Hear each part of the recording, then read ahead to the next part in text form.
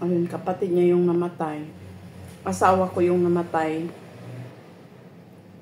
Ama ng mga anak ko yung namatay. So, naiintindihan ko siya sa part na yun. Na gusto niya magalit kasi nga ganon. Nainis lang ako.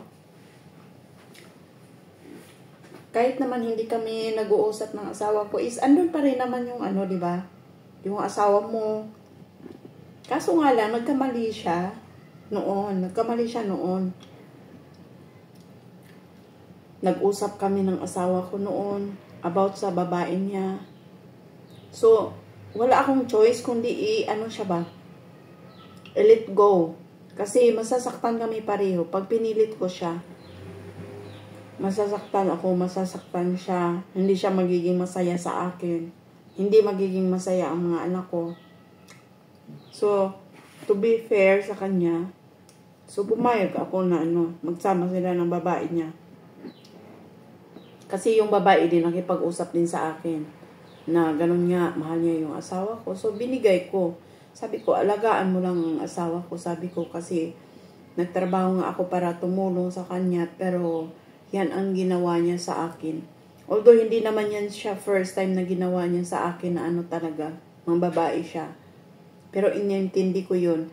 Andun ako sa part na pinili ko na yung mga anak ko na umalis ako para magtrabaho para sa kinabukasan ng mga anak ko. Kasi wala na talaga siyang wala na siyang pakialam sa amin ba. At yan ang hindi nakita ng kapatid niya na naranasan niya din naman ngayon sa kinakasama niya noon. Na pinabayaan sila. Kung siya nga, umalis na siya para magtrabaho para sa mga anak niya. Kung sasabihin ko sa kanya, balikan niya yung niya, yung tatay ng mga anak niya, balikan niya, tas ganun. Diba, parang yun na lang ang isipin natin ba?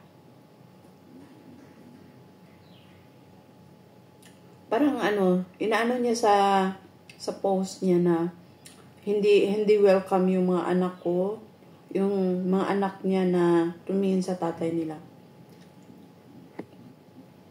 Pero yung iba namang kapatid is okay naman. Siguro masakit din naman kasi family nila yun. Kapatid nila yun, anak niya yun. Siguro ganyan din ang mafe-feel ko pag ganyan. Yung mga anak ko, ayaw akong puntahan kasi may sakit ako, mga ganyan na mga feeling.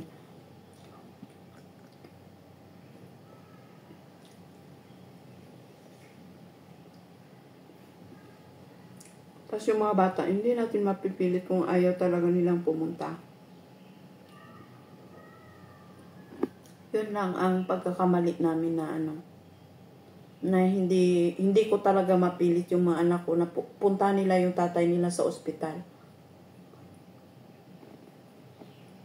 Pero sana naman, tingnan niya din kung anong sitwasyon namin noon nung na-hospital ang asawa ko. Yung nanay ko nakaburol. Yung mga bata hindi pa hindi pa nila alam kung anong ginagawa nila. Kasi 11 years old ay yung bunso ko. Yung panganay ko naman is 18. Laging may lakad kasi yun nga, nag-aaral, di ba?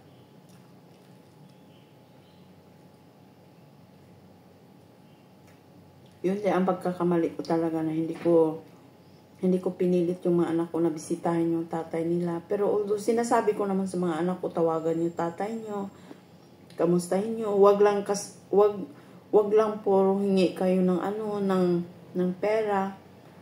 Sinasabihan ko yan sila. Pag walang ibigay si papa nyo, huwag nyo pilitin kasi alam nyo naman na may sakit. Baka walang trabaho, pambili niya ng gamot, mga ganyan, kasi hindi ako makapagbibigay sa kanya. Kasi nga, yung problema ko din sa nanay ko is grabe din. Hindi nila alam kasi hindi ko pinopost yung about sa nanay ko, ano ang struggle ko.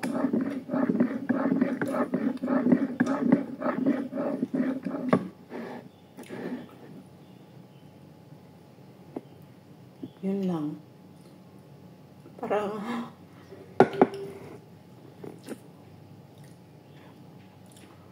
parang naging emotional ako sa about sa ganyan. Kasi naawa din naman ako sa asawa ko. Kaawa-awa nga yung ano niya, yung naawa ako sa sitwasyon niya ba.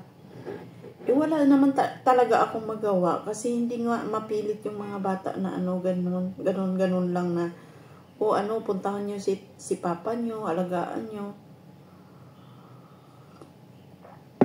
Kasi kung nakikita niya lang na si bunso ko umiiyak.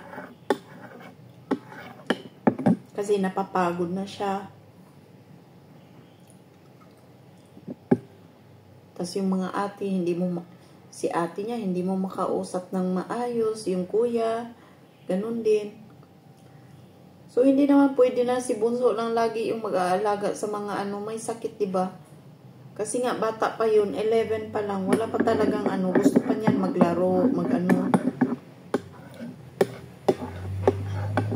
Naawa ako sa bata. Ngayon, buti na lang ngayon, na ko sila, na napagsabihan, napilit ko talaga yung panganay ko na kung hindi ka pupunta, di rin pupunta yung mga kapatid mo, paano na lang. Sabi ko, last time na yan na makikita nyo yung tatay nyo na makikita nyo for the last time. So, pumunta kayo. Pero ewan ko lang kung magiging okay ang pagpunta nila doon kasi family nila lahat yun eh. Mga pinsan ng asawa ko, mga tiyahin nila. Tapos yung mga kapatid naman, yung lalaki. Kasi dalawa silang lalaki. Yung bunso nilang kapatid is, siya na talaga nagsabi na, papuntahin daw para kasi yun lang ang, anong tawag doon? Yun ang wish ng asawa ko na makita yung mga anak niya. Kasama niya. Ning, ang ingay naman itong alaga ko eh. So, ayun na nga. Dito tayo para kasama natin itong mga alaga ko dito sa loob. Kasi nag-iingay siya pag ang tawag doon, wala siya makikita. Come here. Come. Ayun. So, ayun na nga, nag-post siya kanina, kahapon ata yun. So, kanina ko nakita na ganun nga, parang sinasabi niya doon na hindi talaga siya papayag na pupunta yung mga taong gusto niya makita nung buhay pa siya. Pero, saka lang nila ipapakita sa'yo na mahal ka pag wala ka na. Ganyan ang niya. Parang ganyan ang caption niya. Tama naman, di ba? Naranasan ko din yan noon sa asawa ko. Kailangan mo siya, pero wala talaga. So, doon ako sa part na tinanggap ko yun. Nag-move on ako. Kinaya kong buhayin mga anak ko. Na ako lang. 3 yung anak ko eh. So, kailangan ko maging mga tatag para sa kanila. So, ayan, naiyak ako. So, ayan, naiyak tayo, no? Ayokong maging ganito sa ko eh, sa mga videos ko. So, ayun nga. Siguro bukas sila pupunta sila doon sa tatay nila. Malayo siya, pero yung tatay ko is, ewan ko kung sumama yung tatay ko kasi wala talaga kaming pera. Hindi talaga sapat yung pera ko. Yung sahod ko for next month pa sana yun. Binigay na ng mga amo ko kasi nalaman nga nila na namatay yung asawa ko. So, binigay nila ng advance yung sahod ko kasi aalis sila papuntang mag-travel sila. So, binigay nila yung sahod ko for September. So, binigay ko yung kalahati ng sahod ko doon sa kanila. Tapos yung kalahati is para sa allowance ng mga anak ko, pamasahe nila papunta doon. Tapos basta allowance, tuition, ando na lahat ng mga billings ko. Ewan ko kung magkasya. Parang alam ko hindi talaga magkakasya to. So ayun. wala naman na tayong magagawa. Alam ko naman na, na-feel ko naman yung pain nila as a kapatid. Masakit talaga na iwan tayo ng family natin, diba? Kasi alam ko, yung asawa ko is, siya talaga yung tumulong sa kapatid niya na yan na nabuhayin din yung mga anak niya noon nung walang-wala siya. Sa amin talaga siya lumalapit ba? Alam ko mahal niya na. Mahal niya ang kapatid niya. Siya ang takbuhan. Mga gano'n na Minsan naiinis nga yung asawa ko sa kanya kasi dito na lang talaga siya tumatakbo. Sabi ko, saan ba yan siya tatakbo? Ikaw yung kapatid. Sabi ko, pag mayroon naman tayo, hindi naman pwede na hindi tayo magbibigay. Ako pa nga nagsasabi sa kanya noon na manghihingi lang sila ng ng pangbili ng pagkain. So pupunta ng bahay, marami naman kaming bigas. Hindi naman kami nauubusan ng bigas doon. So nagbibigay ako ng tag-2 gatang, mga ganyan. Tas nagbibigay kami ng pera. Doon pa sila kumakain pag So, sabi ko, tulong na lang sa kanila kasi baka in the future, tayo naman ang hihingi ng tulong sa kanila. So, pwede tayong tumakbo, di ba? Sa akin naman talaga is as long as mayroon tayong maitulong sa mga kapatid mo, huwag mong pagdamutan kasi mga kapatid mo yan eh. Mga kapatid is, wala talagang ibang tatakbuhan yan sa kapatid talaga. Ako nga sa mga kapatid ko, parang ako lang yung tumatakbo sa mga kapatid ko na andito ako sa abroad, pero mga kapatid ko tinatakbuhan ko. Kunyari, na short ako sa pera ko, padala ko. So sa mga kapatid ako nanghihiram pautang naman, mga ganyan. Kasi nahihiya ako sa ibang tao ba. Ayaw ko mangutang sa ibang tao. Pero that time talaga na nung pumunta ako dito, nangutang talaga ako as in. Pero hanggang ngayon di ko pa nabayaran dahil sa dahil sa problema ko noon sa nanay ko, sa pagkasakit niya, doon na pupunta yung mga sahod ko talaga as in. Na hindi ko naman pinagsisihan kasi nagtrabaho nga ako para sa kanila in the future na magiging okay yung nila. Yung makarest ba sana sila sa sa hirap. Sabi ko, medyo malaki-laki na yung sahod ko dito, so pwede na yung nanay ko lang siya. Doon lang siya sa bahay, magstay. Tas ang gusto niya kasi noon is magtitinda siya, yung may siya ba. Hindi siya nawawalan ng pera. Sabi ko, mang gawa tayo ng tindahan mo para hindi ka naman maboard kasi yung mga bata is nag-aaral. So wala siya makakasama sa bahay umaga hanggang tanghali. Uuwi yung mga bata is kainan ng lunch. So balik na naman sa school. Para hindi rin naman yung pera na pinapadala ko sa kanila is nalalagay sa tindahan. So, hindi sila talaga mauubusan ng mga stocks or yung pera pang baon. Ganyan ang ideya namin, 2 ng nanay ko. So, naging okay naman yun. Pero hindi ko talaga alam na nung na talaga ako dito, 1 buwan doon na talaga nag-start na nagkasakit siya hanggang sa nag-1 taon ako dito hanggang sa namatay siya. Yun ang pinagdaanan ko sa buong 1 taon na nagtatrabaho ako dito na hindi nila alam. Wala nakakaalam ng mga ko. Kahit mga pinsan ko nga, hindi nila alam. Nalaman na nila nung yung grabe na talaga ang nanay ko na parang wala na talaga kaming malapitan na hihinga ng tulong, mga ganyan. So, ando naman yung mga pinsan ko sa side ng nanay ko. Sila yung tumutulong. Ayun.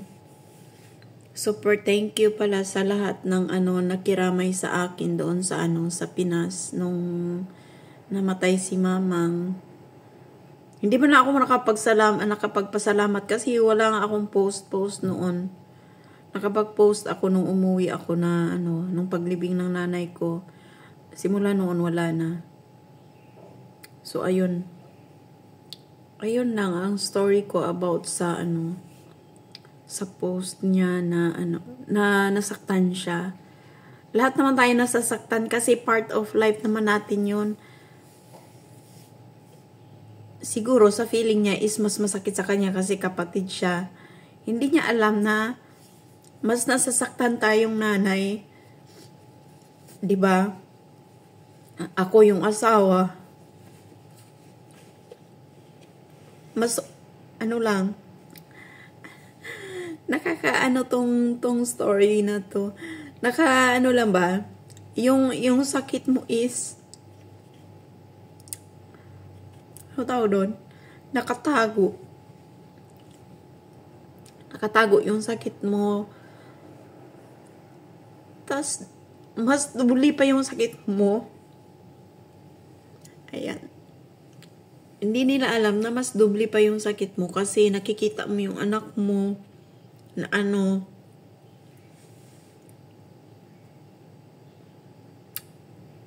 anong tawag doon? Nawala na silang tatay. Hindi nila na-feel na magkaroon ng tatay. Ayun, nasabi pa nga niya sa akin, yung mga anak niya din is ayaw nang lumapit sa kapatid niya. So, same lang, di ba? Sa mga anak ko. Yung mga anak ko is hindi nila na, ano ba? Hindi pa nila na, anong tawag doon, sa puso nila, yung pagiging tatay. Andyan yung kilala nila ang tatay nila. Pero yung feeling na, kasi, noong one time, tumawag ako sa anak ko, nagsumbong siya, sabi niya, mama, si papa parang ako, baby, hindi naman na ako baby, sabi niya ganyan. Kasi 11 years old na siya, umalis kami doon sa amin, is pa lang siya, mag 3 years old pa lang siya, so baby pa siya, hindi niya alam kung paano i-handle yung mga yung parang, yung tatay nila is, bini-baby siya, pero hindi niya, na-acquired siya kasi hindi niya naranasan na magkaroon ng ganyan na ibi-baby siya ng papa niya. Tapos yung anak ko naman na panganay is 8 years old pa siya nung umalis kami. Yung pangalawa ko is 3, magpo-4. O yun, magpo-4 yung anak ko. So, wala talaga silang siguro may memories sila, kunting memories about sa tatay nila. Ayun, may memories sila na kunti na maiisip siguro nila, pero pinapaalala ko lagi sa sa mga anak ko yung masasayang araw ba na okay pa yung tatay nila. Sabi ko, ikaw panganay, ikaw talaga yung naging spoiled sa tatay mo noon kasi ka every sahod ng papa mo, every 15 days, may ka pang, may shopping day ka pa na alam, sabi kong ganyan.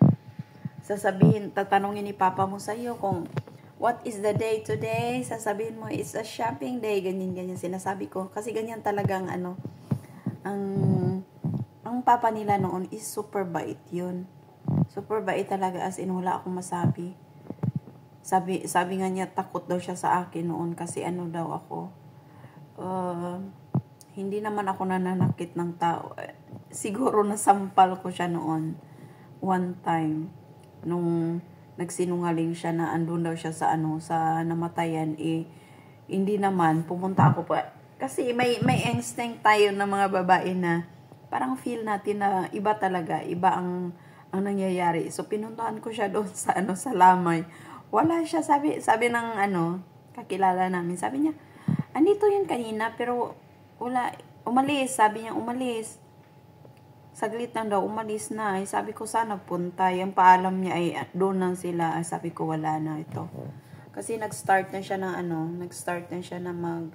gumamit nga ng mga bawal ng gamot. Ngayon, ang gusto ko lang naman is, magiging okay ba?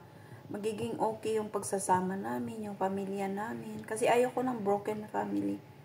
Kasi noon, yung nanay at saka tatay ko is hiwalay, balik ganyan. Ganyan ang lives namin noon. Iiwan kami ng nanay namin doon sa bahay. Tas maiiwan kami doon sa wala kaming pagkain. Yung mga damit namin, mga Kaya natuto akong, bata pa ako is natuto, 11 years old pa lang ako, natuto na ako maglaba, magluto ng ano tawag doon, ng kanin. Pero mga gulay-gulay as in, hindi ako marunong. Ang tatay ko ang gumagawa ng mga gulay noon. Mga laswa-laswa, mga ganyan. Hindi ako marunong yan. Siguro ipagluto mo ay magluluto ako ng mga pritong itlog, pritong bulad, ano daw doon bulad, dried fish. Basta bulad. Iprito ka lang yan. Yun na ang alam ko, mga ginamos ang ulam namin noon, mga ganyan. Minsan-minsan lang talaga na masarap ang ulam natin. So, ganon ang life sa nung kabataan ko.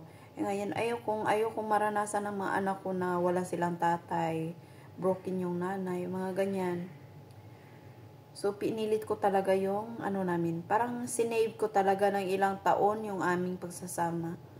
Siguro sa 10 years namin na pagsasama is ando na yung 2 taon or 3 taon ipagpalagay natin na okay yung aming pagsasama. Mga ganyan na alam ko naman na hindi naman lagi okay yung pagsasama ng mag-asawa. Kaso lang, parang sumobra na siya ba? Ando na siya sa part na sasaktan ka niya, wala nang pakialam sa'yo, mga ganyan na bagay ang mga nagagawa niya sa'yo na paulit-ulit na lang na ginagawa. Yung magugutom kayo. Kung talagang tanga ako doon, noon, hindi ako nag-iipon, siguro magugutom kami ng mga anak ko. Pero tayo nanay tayo, so kailangan natin madiskarte lagi.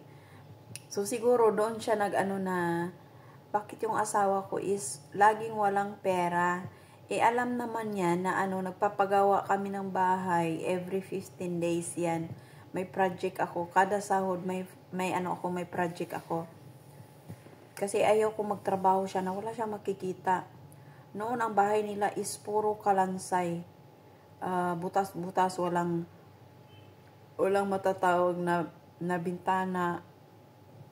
Although may jealousy na na luma yung galing sa bahay nila, kinabit ko lang ako lang nagkabit-kabit, tinalian ko lang ng mga basta tinalian ko lang siya. Ayun. So hindi niya nakita ang mga effort ko noon. Siguro sinasabi niya laging nauubos yung pera, tas ginagatas pa yung mga anak namin na 2. So, mauubos talaga ang pera niya. Pero hindi niya alam, nag-iipon ako. Kasi gusto ko, pag walang-wala na, minsan magkakasakit siya. Mayroon kaming mahuhugot ba, mga ganyan. Ayun nga, dumating sa point na nagkasakit siya. Parang hindi siya makahinga noon. Kasi, ayun nga, ang bisyo natin ay hindi talaga hindi talaga niya maiiwasan ang mga maling gawain sa buhay niya. Kasi nag-i-enjoy siguro siya sa feeling niya, nag-i-enjoy siya, mga ganyan. Tayo naman na taong bahay lang, ando lang tayo. Parang napupuno tayo, di ba? Yung wala nang oras sa'yo, wala nang ibibigay talaga sa mga anak mo na naubusan ako ng pasensya sa kanya. So, ayun, nilayasan ko siya. Pero nag-usap muna kami, sabi ko, ilang beses ko siyang kinausap, ano ba talaga ang problema sa atin, mag-usap tayo, ayusin natin. Wala, sabi niya, wala naman.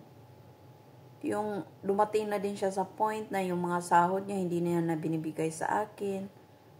Wala na talagang straight na pag-iisip ang nagawa niya dahil sa sa bisyo niya. Tapos dumating na din kami sa point na nagagalaw ko na yung yung mga ipon ko, naiipon kong pera. Kasi wala nang pambili ng gatas. Minsan, tinatry ko siya kahit mahal ko pa naman din yung asawa ko. Kahit na ganun siya noon. Sabi ko, humingi ka ng gatas sa tatay mo. Yung tatay naman is pupunta doon sa tindahan. Mangungutang siya ng gatas. Ngayon, pag alis niya, utangin niya doon gatas at saka sigarilyo niya. So, ayun. Pag alis niya, papuntang trabaho, susundan ko yung tindahan kung saan siya nangutang Tas ako ang magbabayad, sabihin ko lang sa sa tendera na, ate, wag mong sabihin nagbayad ako ha. Para hindi siya anong tawag doon. Hindi siya masanay ba na ganun. Kasi gusto ko lagi may pera ako na hinawakan for in case of emergency nga. Yung mga ganyan-ganyan na bagay na paubos na yung gatas, kailangan ko talaga ng dapat may extra ako lagi. Ayoko manghiram talaga sa mga kapitbahay. Iwala siya lagi sa sa bahay kasi long distance yung biyahe niya. So kailangan ko talaga magtipid para sa amin. Ayan nga ang ulam ko noon is kaya ako tumataba is yung yung uyap ba. Anong tawag nila doon? Dayok. Dayok ata yun. Basta nilalagyan ko lang siya ng maraming kamatis, tas garlic. Ayan, ang sarap na. Ang sarap na para sa akin. Tas lagyan ko ng konting asukal. Super sarap na yan sa akin. Tas bahaw yung kanin ko. Tas kape. Ay, naku na lang talaga. Ubos talaga ang bahaw. Tas minsan, yung mga anak ko is yung mga ulam nila is karni-karni talaga yan sila. Minsan mga hotdog, mga ano tawag doon? Chorizo, longganisa. Basta mga ano na mga pagkain, yung masasarap na pagkain pero hindi talaga siya healthy ha. Hindi siya healthy talaga para sa mga bata, pero pangmadalian na lutuan for in the morning. Ayun, yun ang niluluto ko, mga longganisa pangbaon ng anak ko. Tapos pinabibili ko lang siya ng ng sabaw doon sa school nila. Kasi wala nang time sa umaga na gagawa ng mga sabaw-sabaw na yan. Tapos kasi umaga naman kumakain sila ng rice, tas gatas, ayun, pwede na yun. Tapos sa lunch na lang is may baon yung yung panganay ko. Tapos minsan fried chicken, yun ang mga ulam-ulam nila. So sa akin pag ganun ang ulam namin yung longganisa. So, di ba may natitira yan doon sa natitira doon sa kalaha. Yun na lang, ilalagay ko yung rice ko doon. Parang sinangagba style. So, masarap na yung ating kanin. So, okay na tayo doon. Basta importante is nakakain sila na mag-ama. Yun ang priority ko talaga noon. Ang saya-saya ko talaga noon na makikita silang ganyan na kumakain sila ng masarap, mga ganyan. Sabi ko sa akin, okay lang naman kasi andito lang ako sa bahay. Lang naman ang ginagawa ko doon. Naglalaba, naglilinis. Yun na ang ko trabaho. Itas yung asawa ko is nagda-drive yan siya long distance. So, pagod talaga. Kailangan pagdating niya ng bahay, malinis, mga ganyan. Mga damit niya, malinis, mabango yun. Super alaga siya noon. Sabi ko, ang swerte naman itong asawa kong to. Pati toothbrush niya, nilalagyan ko pa ng ng toothpaste, tubig. Tas may vitamins na iniinom. Kaso nga lang talaga, ewan ko talagang pumasok sa utak niya na ganun na lang siyang, ganun na lang na winasak niya yung yung family namin. So, ayan na nga. Medyo mataas na tong video natin na to. So, ayan, don't forget to like and subscribe to my channel and comment down below. Although, naging emotional tayo sa video na to, pero this is the part of our life na hindi talaga natin hindi natin matatakasan ba. So, kailangan talaga may happy moments tayo every time. May mga bad moments din tayo sa life natin. Pero, sa tulong naman ng family nila, sa tulungan lang as in talaga. Sabi ko, ayaw kong papuntin mga anak ko sana kasi nga, yun nga ang feeling nila na nararamdaman nila ang pain ba na sa mga kapatid at sa tatay nila din. Ganun ang feeling nila na parang sinisi ba yung mga bata na hindi pumunta. So, ayun. Sana lang, wag nilang Sabi ko, hindi ko siguro papuntahin kasi di ba galit kayo sa kanila, baka makapagsabi kayo ng di maganda sa mga bata. Mga bata yon, wala namang mga yan, walang mga muwang-muwang sa mundo yan. Although yung panganay ko is 18 years old na yan, pero hindi mo talaga maaasahan ba So, sinabi naman, nag-promise naman yung tatay, si Papa na papuntahin daw. Tas yung kapatid na bunso, okay lang naman din sa kanila. Ewan ko yung pangatlo nilang kapatid, kung okay. Hindi kami nag-uusap kasi noon. Pero, feeling ko naman is magiging okay. Yung pangalawa nga lang is, siguro, feeling niya is, masakit talaga para sa kanya yung mawala ng kapatid, di ba? Tas provider niya noon. Yan ang tumutulong sa mga anak niya noon nung iniwan siya ng niya, nung partner niya. Ewan ko siya ang iniwan or basta mga ganyan na type. Hindi ko na kasi alam yung nila. So, yun lang. Ang kwento ko for today. Ayan, kasi sobrang bigat na ng aking feeling na hindi ko talaga ma-voice out ba. Wala akong time na makagawa ng video kasi nga busy tayo. Ngayon nga, wala yung mga busing natin. So, ganun. Mayroon tayong time na mag-sit down at makipag-usap sa inyo. Ayan. Don't forget to like and subscribe to my channel and comment down below para ma-shoutout ko kayo. Ayan. Thank you so much guys and God bless po sa ating lahat. Bye-bye for now.